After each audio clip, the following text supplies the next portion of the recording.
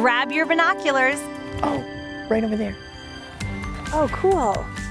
I love the anticipation. I love going out any morning and never knowing exactly what we're going to see. We're birding our way through Wisconsin.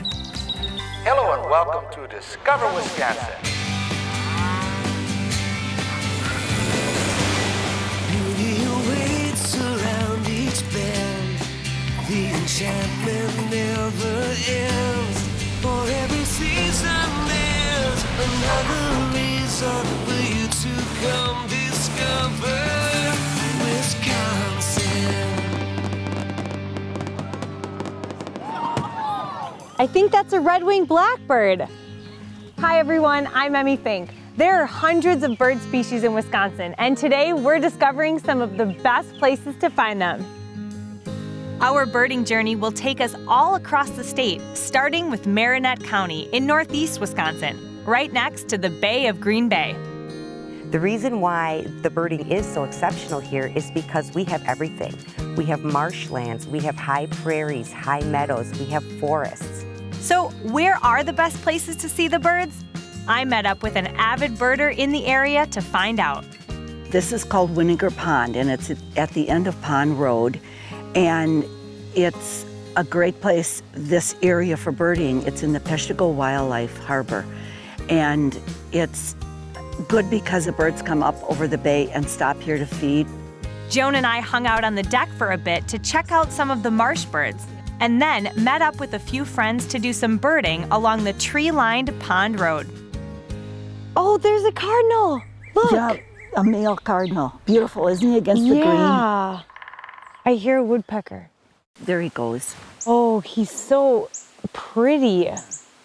He's going to work. Birders can also head straight to the bay to see more shorebirds at Seagull Bar Natural Area. Depending on weather and bay water levels, this habitat can change each year. We were lucky enough to see a current visitor, a female northern harrier. Over 6 miles of undeveloped shoreline at Governor Thompson State Park near Crivets creates varied habitats. Wildlife enthusiasts can look for water birds, head down several nature trails, and camp overnight. Not into camping? A variety of lodging, shopping, and dining is also available throughout the county. For a full view of the area, you can head up to the highest point in Marinette County. One of the best places I like to go birding would be Thunder Mountain. It has all your different topography right in one location. There are 3 miles of hiking or mountain biking trails. We saw a lot of bluebirds and some jays and turkeys, lots of turkeys. And I love doing it, it's lots of fun. Every day we go birding, it's like a birthday present because you get something new and you get to identify birds and you go with good friends. I joined some of my new friends bright and early for a birding hike at Harmony Arboretum. This former farm has been developed into a conservation and horticulture education area, featuring walking trails that wind through a restored prairie, a pine plantation, agricultural fields, and a hardwood forest that survived the Great Peshtigo Fire in the 1800s. I would guess that if you come across 100 birds out in the forest, that you'll probably hear 95 and only see 5. So you really do need to know your calls. Knowing how to imitate certain calls may help you see more birds, like the sound of a baby bird in distress. So it's pss, pss, pss, pss, pss, pss, pss, pss, pss, pss. You have to really sound like you got to really sell it. Something's eating you. Well, maybe that would work. I guess I need a little more practice on that one. Maybe I'll try it again, on the river. Jamie, what makes the Peshtigo River Trail such a great place to come and birdwatch? There's so many different environments for different species of birds. We can see anything from red-shouldered hawks to bald eagles, even some osprey and some egrets. And the bank swallows actually dig holes into the side of the banks. To find out more about birding on the Peshtigo River Trail, just head to discoverwisconsin.com and choose Marinette County as your destination. Up next, Well, this is the gray-crowned crane, and it lives in East Africa and Southern Africa. And it's really one of the, the iconic birds of the African plains.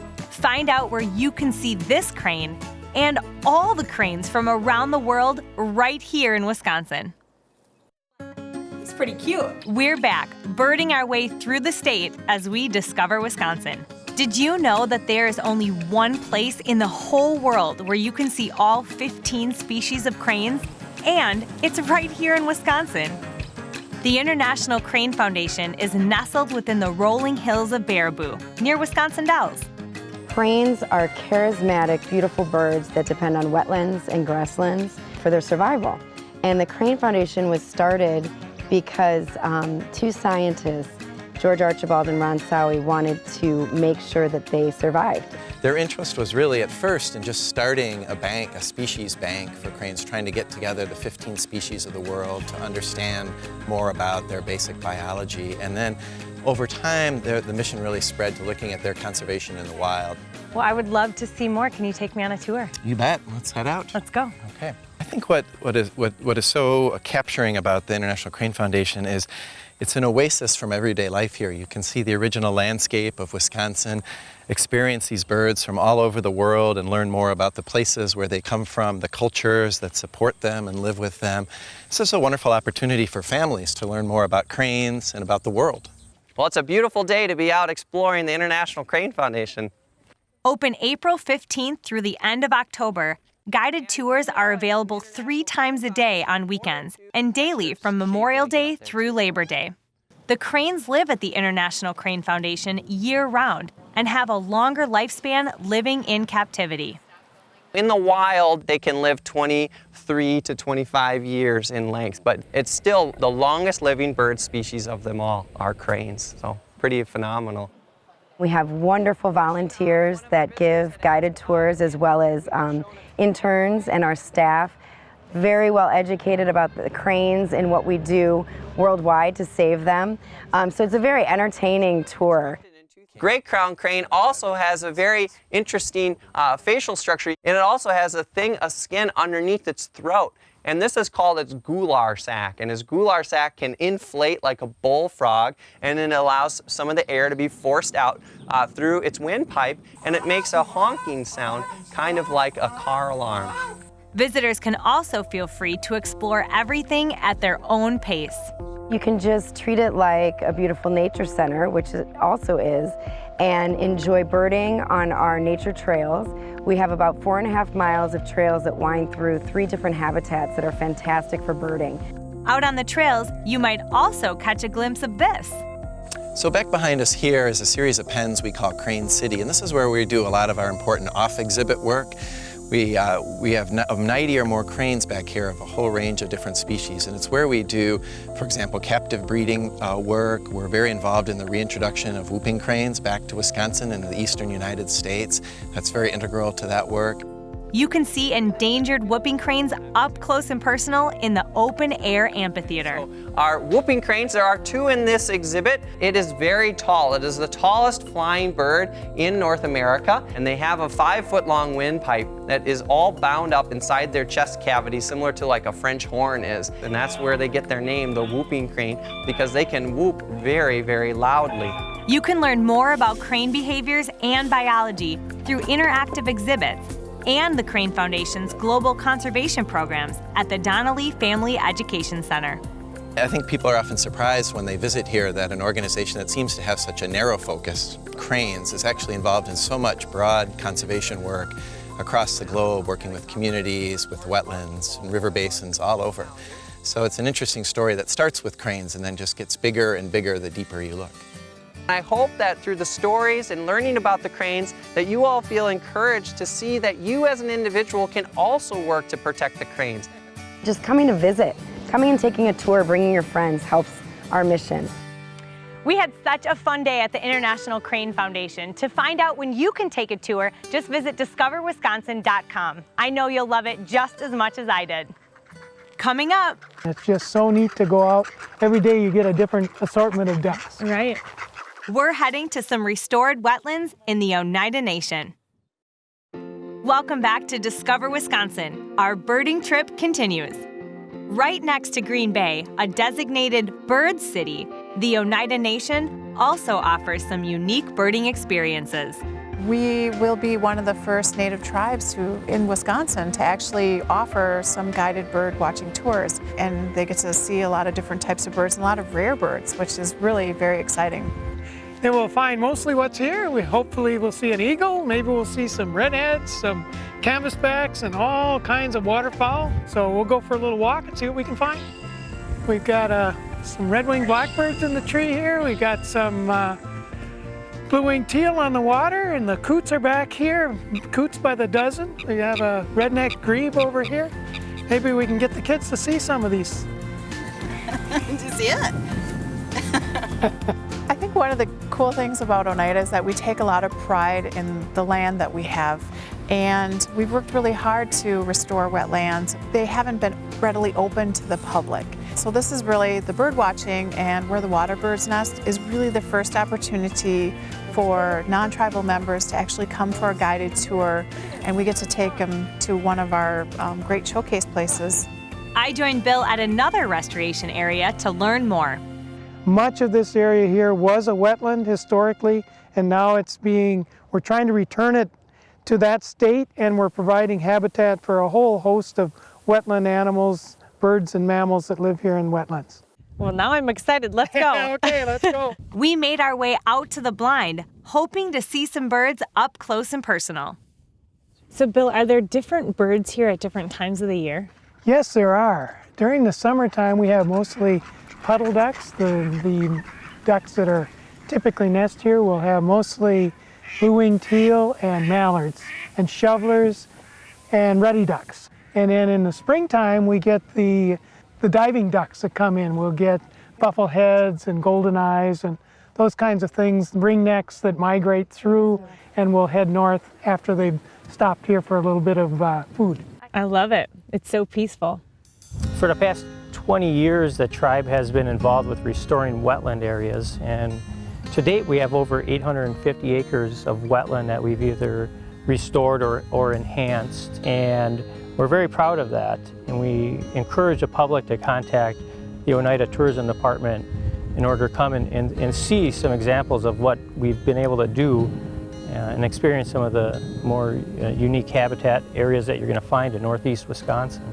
Other types of restoration and important pieces of history are also on display right here. Saltport Avenue is actually a log home restoration area that we have, where we've actually taken down 5 different log homes that are all over 100 years old throughout the reservation and brought them to one spot, and we've restored them, displayed them, and people are more than welcome to come and tour them. And if you're looking for more activities and wildlife viewing, you're in luck. We have a bike trail that goes for miles that's completely groomed. We also have a buffalo overlook where people can get up close and actually look at the buffaloes. I got up close to some ducks and geese at the Bay Beach Wildlife Sanctuary near Oneida. The sanctuary has over 250 some species of birds that have been recorded here on site. And we have a lot of mallards here, Canada geese, raise families here, nest here on site. We have all the migratory ducks and geese that come through our Mississippi flyway here. We have a tremendous number of songbirds. Probably that's what we're best known for, is all the songbird life here. The sanctuary also provides a temporary, or in some cases, a permanent home to a variety of other animals. Over 4,000 sick, injured, or orphan animals are brought in every year as part of their rehabilitation program. To learn more about visiting the sanctuary and birding in Oneida, just visit discoverwisconsin.com. Stay with us. Aboard! We're loading up the mini train to do some birding in Alma. We're back, discovering more birding in Wisconsin. Up next, we're headed to Alma, located right on the mighty Mississippi River, only 2 streets wide, and perched on a narrow strip of land between the river and 500-foot limestone bluffs. Don't let this small town fool you. Alma packs quite an interesting punch. Because it's located on the Great River Road, we have visitors all year long. From all 50 states, we have 45 different countries that come to visit. They're here for many things. They're here for the river, they're here for the train, they're here for the river boats, they're here for the scenery and the bluffs, they're here for our National Historic District, which is 200 buildings of 19th century heritage. And it's an important little river town treasure that you won't find very many places. From an award-winning winery on the bluffs to a unique museum featuring armor from the Dark Ages. And this is certainly something you don't see every day. Before automobiles existed, 12 stair-step streets were built to help people navigate the steep terrain, and they're still considered legal streets today. You can take the stairs and follow the Buena Vista Trail straight up the bluff to the overlook. This natural balcony is home to a small park with a big view, looking 500 feet above Alma and the Mississippi River. You can also see Lock and Dam number 4, and right next to it, the Great Alma Fishing Float. This floating dock and restaurant has been attracting fishermen since 1945. And the river doesn't just provide great fishing. There's a lot of birding throughout the area. We're located on the Upper Mississippi River National Wildlife Refuge, which is a wetland of international importance. I headed out to the backwaters of the river to learn more. So Lisa, tell me about the different birding opportunities that there are at this part of the river. There's all kinds, and pretty much year-round you can find birds in the area. I think it's just amazing how many different species of birds, different kinds of birds there are. Lisa and I spotted quite a few birds on our trip, including one of the coolest things I've ever seen. Oh, we got one! A great blue heron grabbing its lunch. The Mississippi River is especially active during migrations. It's a flyway during the spring and the fall for 90% of the migratory birds of the United States. Fall is also a great time to spot ducks and tundra swans at Ricks Lake Park. In late winter, Alma is also well known for their eagle watching. In fact, that's how the Wings Over Alma Nature and Art Center got started. We got us talking about the eagles that were out the back door, and it was just a beautiful sight. I want to go look for some eagles, and I think you're good luck. Let's go. Okay, we'll see. The center features a live camera feed, a 50-foot viewing deck outside, as well as binoculars and scopes to help visitors spot birds out on the river. Oh, great view. Wings Over Alma also has several birding events throughout the year. The early bird gets the worm, or at least we hope so. It's all aboard to the Wings Over Alma birding train. Twice a year, birders can take a mini railcar train ride through the Tiffany State Wildlife Area and the Chippewa River bottoms. Kelly, can you tell us about the event going on here today? Oh, this is a great event. This is one of the few birding events I know of in the tri-state area where you can actually get into the backwaters and the floodplain forests of any of the major rivers, which is such a hard place to get into. What have you guys seen as far as birds? A yellow-bellied sapsucker, which sounds like a knot. Riddle. And a tui, bald eagles, osprey, a whole group of flying pelicans way up high. Just and ask for a better day. Aboard! Whether you're birding or exploring destinations, getting out and discovering Wisconsin is all about discovering yourself as you reconnect with nature. I'm Emmy Fink, and we'll see you next time. You know, Wisconsin is filled with so many exciting things to do. So travel Wisconsin and find out for yourself. There's a destination just waiting to be discovered by you. For more information and bonus video from the episode, go to discoverwisconsin.com. While you're there, click on the Cadiddle link to watch entire episodes from this season or past seasons. And don't forget, follow us on Facebook, Twitter, and Discover Wisconsin Radio all across the state. They should name them very simple terms so people can learn this stuff. Greg, how does it go? Help, I'm in trouble. Oh, I got a feeling that'll be on there.